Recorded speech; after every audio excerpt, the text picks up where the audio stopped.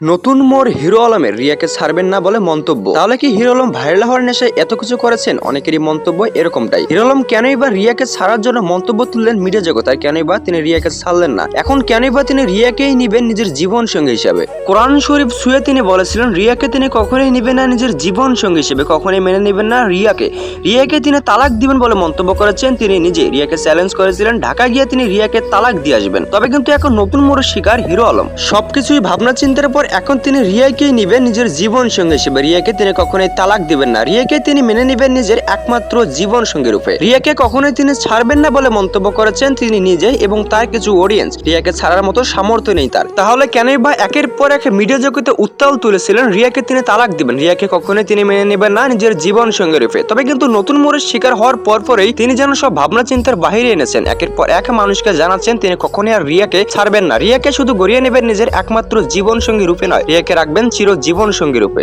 তবে কিন্তু অনেক অডিয়েন্সের মন্তব্য এরকমটাই যে হিরো আলমের সঙ্গে যে প্রতারণা করেছেন রিয়া মনি, তা কিন্তু মোটেও ভোলার নয়। হিরো আলম যদিও বা রিয়া মনিকে তালাক দিতে চাচ্ছিলেন, এখন কিন্তু তিনি তালাক দিবেন না, রিয়া মনিকে নিবেন নিজের একমাত্র জীবন সঙ্গী রূপে। তবে কিন্তু অনেক অডিয়েন্সের মন্তব্য এরকমটাই প্রকাশ করেছেন যে তারা রিয়া মনিকে যদি কখনোই হিরো আলম মেনে নেন নিজের জীবন সঙ্গী রূপে, তাহলে হিরো আলমকে একসময় পস্তাতে হবে। কেননা রিয়া মনি যে ছলনা করেছে তা কিন্তু মোটেও ভোলার নয় হিরো আলমের পক্ষে।